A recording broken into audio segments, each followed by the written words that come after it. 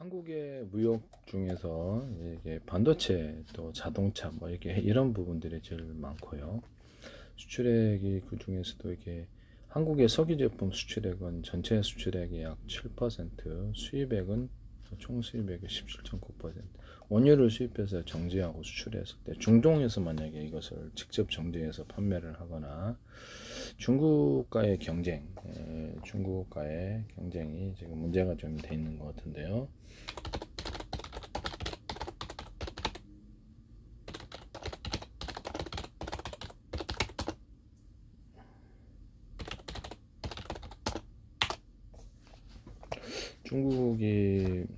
중국의 석유 제품 가격은 중국이 한국보다 저렴하다 이렇게 해서 하기 때문에 이 부분이 앞으로 이게 문제가 될 수 있는 가능성이 있다라고 저는 생각하는데요.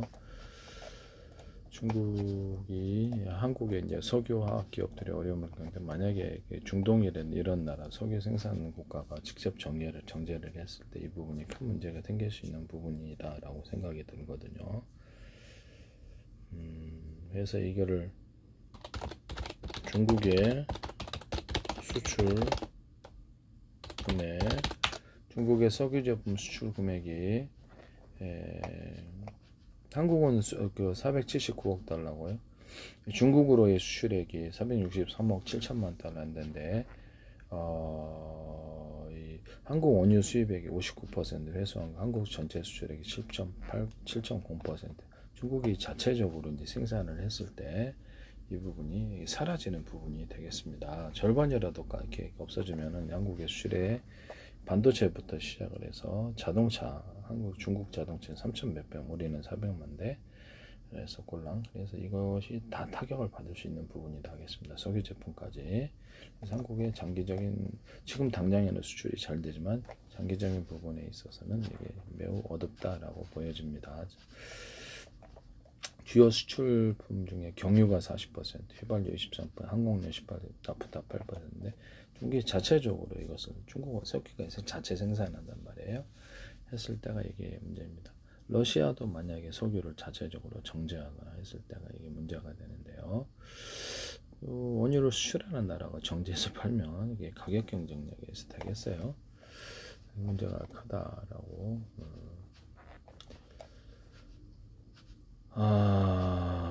그래서 중국의 석유 제품 수요는 구조적으로 감소하고 있다고 합니다. 수출 시장의 변화가 이렇게 이런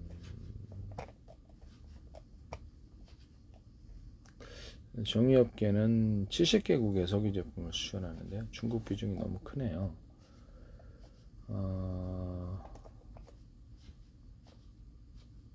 2024년 원유 및 석유 제품 수익액이 1131억 달러입니다.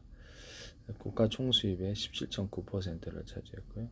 수출액은 479억 달러, 국가 총수출액의 7.0%. 이거를 중국으로 수출한다는 거죠.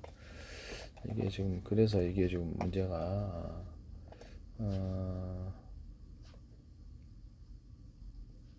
한국의 내수 시장은 굉장히 작기 때문에 중국으로의 수출이 대부분이다라는 거죠.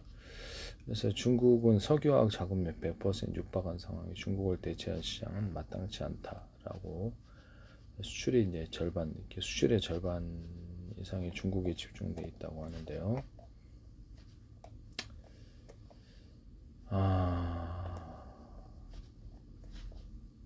한국이 중국의 반도체라든지 자동차, 석유 제품, 화학물질, 섬유 했을 때 자동차 부분도 타격을 받을 수 있는 부분이 중국 자동차가 디자인 내에서도 괜찮게 보이거든요. 3천 몇백만 대를 하기 때문에 지금 전 세계 1위예요. 수출. 이게 중국이 전 세계 1위고 나르게 서로 급격하게 불어나고 있다는 자동차 수출이 거의 2배가량 400만 대, 1000만 대가량으로 확대가 된 것으로 알고 있는데요.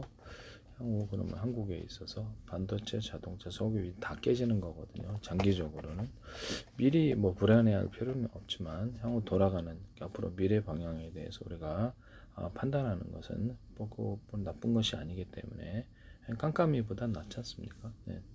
이런 부분을 잘 생각을 해봅시다. 그래서 이런 부분을 이해하고 대비를 해야 되는데 한국의 과학기술에 엄청 투자를 해야 될 것으로 보이는데요. 국가 중심의 과학기술은 이제 한계가 있고 수많은 학원을 만들어서 투자하자. 제주도도 그렇게 가야 된다. 뭐 이렇게 실리콘밸리처럼 해서 전 세계 나라가 투자를 해서 거기 연구단지로 만들거나 그로 인한 파생된 스타트업의 기업이 나와야 되는데 이것은 아직 국가 중심의 연구비를 지급하고 이런 데서는 뚜렷한 어떤 혁신적인 변화는 안 일어나는 것으로 보입니다. 오히려 여러 군데에서 제 기술을 갖다 쓰는 것을 지금 보고 있는데요. 이렇게 주연돼서 참 안타깝다고 생각합니다. 남의 기술을 쓰지 맙시다. 네네. 한국의 지적재산권이 강화되지 않으면 상당히 지금 한국이 장기적으로 어려워지겠다라는 생각이 듭니다. 네네네. 한국의 대한석유협회가 SK는 지금 향후 반도체에 있어서 미국 비중이 너무 크고 전 세계적인 비중이 사실상 지금 이렇게 적기 때문에 착시 현상을 일으킬 수 있는 부분이다. 그래서 이게 미국으로의 수출이 만약에 문제가 됐을 때 직격탄을 맞을 수 있는 부분, SK 부분은 지금 상당히 지금 계열사를 상당 부분 이렇게 정리 쪽으로 가고 이렇게 몸집을 줄이고 자금을 확보하는 쪽으로 가고 있는데요. 상당히 지금 SK 에너지도 그렇고 문제가 있을 수 있는 그룹일 수 있다라고 저는 개인적으로는 그렇게 생각이 듭니다. 그래서 자금에 있어서 문제가 있을 수 있다라는 것이죠. 도시바까지 인수했습니다만은 향후 이게 이제 문제가 됐을 때는 이제 좀 중국 그것도 미국 비중이 너무 크다는 거죠. GS 칼텍, SK 에너지도 만약에 SK 에너지 좀 더 볼 텐데요. GS 칼텍스, S-오일, HD, 현대오일뱅크 이렇게 정유업계인데요. 70개국의 석유 제품을 하고 있는데 중국 비중이 굉장히 크다.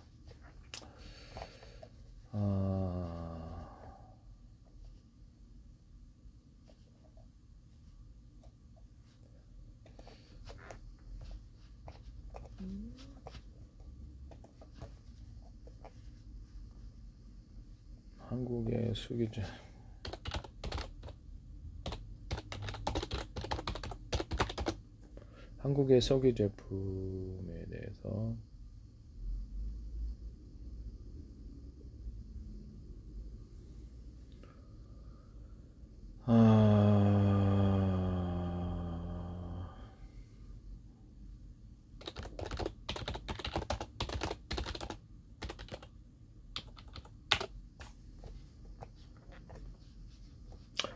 대중국 석유 제품 수출 전망은 매우 부정적으로 나와 있네요.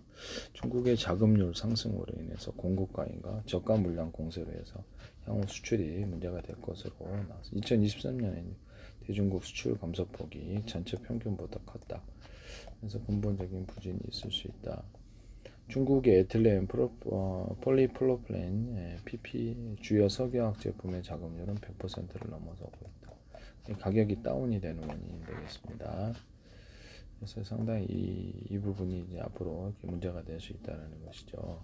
수출 비중의 감소가 2010년 50%, 2024년 30%로 추락했는데 중동조차도 러시아조차도 아마 이게 정제에 나서게 되거나 미국도 정제에 나서게 되면은 한국이 직격탄을 맞을 수 있는 이런 부분 수출에 문제가 없겠습니까? 자동차도 지금 문제가 있고 반도체에도 지금 어떻게 중국 반도체가 D램의 10%를 차지했을 수도 있어요. 예전에는 미미했는데 내년이면 뭐 몇 년 후면 더 할지도 모르죠. 이런 부분을 그래서 2025년 10월 달에 구글 자료에 의하면 한국 수출 물량 대중 수출 비율이 41%에 달한다. 2021년 후에 대규모 증설을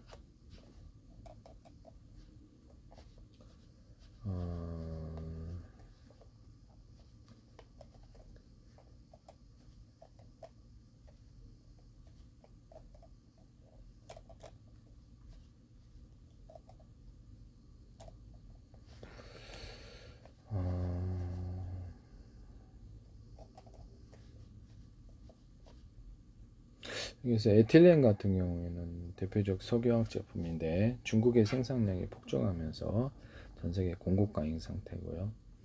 그래서 에틸렌 생산량 2019년 2,626만 톤에서 지난 5,173만 톤, 2배 가까이로 불어났다. 올해는 6천만 톤에 해당할 것으로. 그래서 이렇게 그럼 이게 문제가 있겠죠. 다른 제품도. 2021년에 중국이 대규모 증설을 통해서 자금률을 100%까지 끌어올렸는데요. 그래서 중국이 이제 스페셜티까지도 본격적으로 노린다라고 나와 있습니다. 중국을 대체할 수출 시장으로 인도와 동남아시아를 주목해야 된다. 현재 자금률이 낮고 뭐 저쪽 그러는데요. 당장에 이게 타격이 없을 수가 없죠. 그래서 지금 업계 구조 재편 자율 협약 이외에 LG화학, GS칼텍, 롯데케미칼 이게 다 타격을 받는다는 거죠. HD, 현대올본, SK, 지오, 센트릭, 대한유화 등이 이렇게 감축론에 들어갔지만 협상은 지지부진하다 이렇게. 그래서 정부는 이렇게 기업 자율에 맡겼고요. 그래서 중동이나 러시아조차, 미국조차도 정책에 나서면 이게 좀 문제가 크게 되겠습니다. 그래서 현재 1470만 톤 규모 나프타 분해 시설 NCC 중에 270만, 370만 톤 줄이는 방향이 검토되고 있다. 노후 설비 폐쇄, 기업 간 통폐합, 석유, 정유, 석화, 수직 계열화 이런 식으로. 그래서 여기서 어떤 또 관계자는 그래서 어떤 회사가 먼저 항복하고 문을 닫느냐 눈치를 보면 폭탄 돌리기가 될 수 있다라고 얘기를 하고 있습니다. 그래서 이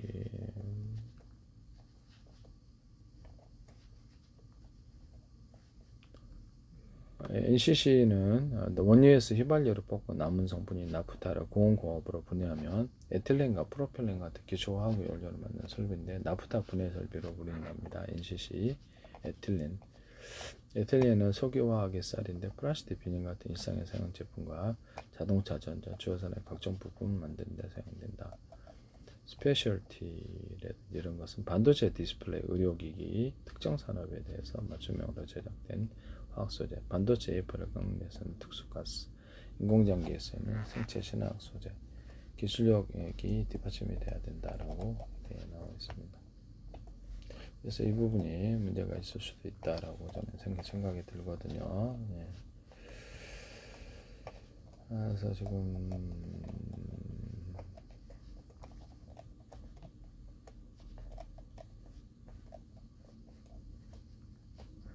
중국은 석유화학을 또 증설을 했어요. 그래서 극한 생존 내몰래 한국의 기업들에서 언론에 뉴스에 나왔는데요.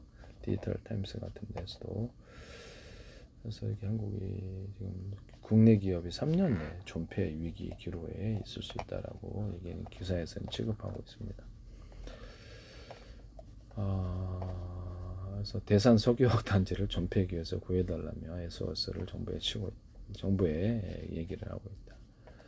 그래서 감축이라든지 이런 부분들을 생각하곤 하는데 중국 석화 업체들은 뭐 시노펙, 페트로차이나, 중징석화, 저장석화 이런 데가 있는데 대규모 설비 증설을 추진하고 공급은 빠르게 증가하고 있다.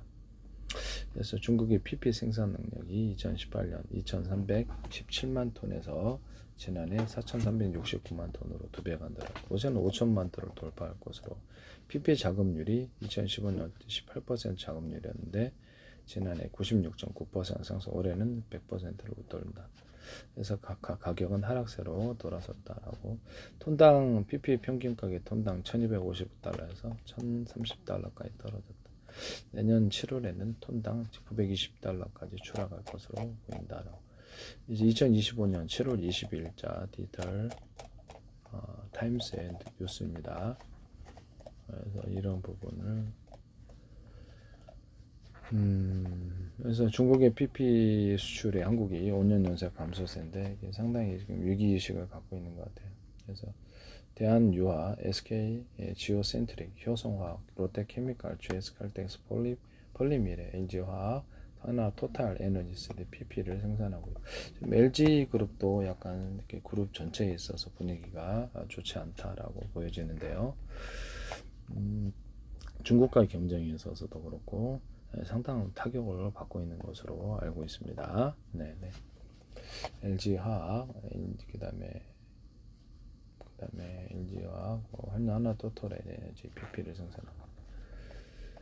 이 같은 상황은 PP만이 아니라 범용 석유화학 제품 전반에서 벌어지고 있다. 이렇게. 중동 산유기기 보스턴 컨설팅 그룹에 따르면 중동 산유국도 직접 원유를 정리해서 석유화학 제품을 생산하고 있고요. 그래서 공급가잉으로 이제 이렇게 좀 나중에 좀 더 비중을 크게 내겠죠. 자기네들이 그 원가 경쟁력이 있으니까 직접 원유를 생산하지 않습니까? 그래서 고수익을 노려서 이 공급가잉으로 이루어지면 향후 3년 내에 버틸 수 있는 국내 업체는 50%에 불과하다라고 나와 있습니다. 그럼 이런 석유화학 계통 기업을 가지고 있는 데는 많은 손실을 볼 수도 있다라는 것이죠. 그럼 이제 그룹 전체에 있어서 자금에 문제가 생기겠죠. 이런 부분을 말씀을 드립니다. 그래서 이런 부분은 우리가 알아야 되느냐 몰라야 되느냐 부분인데요. 그래서 알아야 된다라는 것이죠. 그래서 국내 석유화학 업체들이 생산 라인의 가동률을 줄이거나 가동을 멈추고 있다고 합니다. LG화학은 여수 나프타분해 설비를 NCL 담재력인 매각 대상으로 올렸다.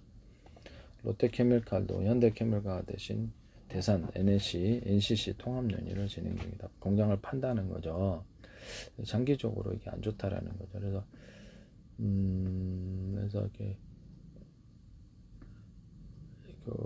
대산 석유 석화단지, 석유화학, 여수 석유화학 단지 근로자들이 여수 석유화학 단지가 만약에 폐쇄가 상당 타격을 받는다면 많은 해고가 있을 것이고 부동산 가격에도 영향을 주겠죠. 부동산 가격도 영향을 줄 수 있는 부분이다. 그리고 기업이 줄이거나 근로자들이 사라지게 되면 일거리가 없어지니까 거기 있는 부동산도 추락을 한다 이 말씀이죠. 대산 석화단지와 여수 석화 석유화학 근로자 언제 구조조정 폐업 통보가 이렇게 될지 알 수 없다라고 해서 말씀을 드립니다. 그래서 구조조정을 하고 있다. 그래서 LG그룹하고 SK그룹하고 우리가 유의하게 잘 지켜봐야 되겠다. 자금 흐름이라든지 향후 전망에 대해서 그런 부분을 제가 조심스럽게 말씀을 드립니다. 네.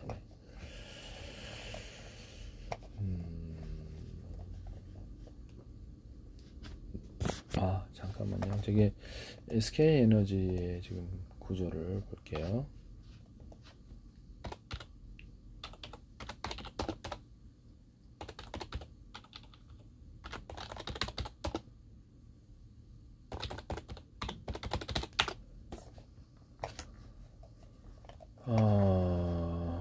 SK에너지는 영업이익은 아직은 올리고 있습니다. 2024년 12월 달 기준으로 해서 515억을 올리고 있는데요. 배터리 산업은 SK가 매출액 1조 8,079원, 영업적자는 1,248억 원이고요. 그래서 이런 부분을 말씀을 드립니다. SK이노베이션이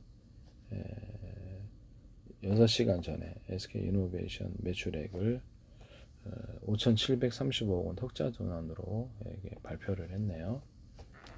이노베이션 배터리는 전망이 계속 좋지 않지만 그래서 SK 이노베이션이 3분기 석유 사업, LNG, 액화 천연석 가스 발전소, ENS 사업 모두 실적이 개선되면서 적자 탈출에 성공했다. 그래서 이 순이익은 마이너스 943억 원, 적자폭이 82.5% 개선됐고 매출은 20조 5천억, 그래서 16.3% 증가했다. 이렇게 해서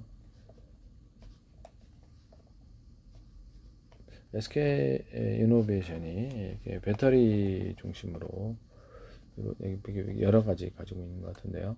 사업별 실적은 석유화학 매출이 영업이 아직은 영업이익이 나오고 있어요. 3,042억 원. 화학산업 매출이 영업손실이 368억. 분야별 매출이죠. 윤활유 사업은 영업이익이 좋네요. 1,706억 원. 석유 개발 사업 매출이 3,200원, 영업이익은 893억 원. 배터리 사업 매출은 영업손실이 1,248억 원입니다. 1조 8079억 원을 매출을 올리고 있는데 중국과의 경쟁에서 문제가 있을 수 있어요. 그래서 전망이 그렇게 배터리 사업이 좋지는 않다는 거죠. 소재 산업 매출이 230억 원, 영업 손실은 501억 원입니다. SK 이노베이션 매출이 ENS ENS 사업이 매출이 2조 5,200억에서 영업이익 2,554억 원을 기록하고 있다. 그래서 석유 부분이 아직은 그렇게 큰 이 없는 것 같은데요. 화학산업이 벤젠, 올레핀 시장 약화에 영향받아서 영업손실이 지난해 3분기 대비 155.5%를 늘어났다. 그래서 이런 부분을 말씀을 드립니다. 그래서 우리가 SK그룹하고 이렇게 LG그룹을 잘 지켜봐야 됩니다. 자금 흐름에 대해서 이 부분을 말씀을 드립니다. 지금 아직은 반도체로 인해서 좋지만 이것이 미국 중심의 매출이 이루어지고 있기 때문에 이런 부분을 우리가 잘 지켜봐야 될 부분이다. 이들의 자금 흐름을 봐야 된다는 거죠. 그 다음에 LG그룹에 대해서는 좀 다른 동영상에서 제가 올릴게요. 휴대폰에 지금 여기 배터리가 떨어져서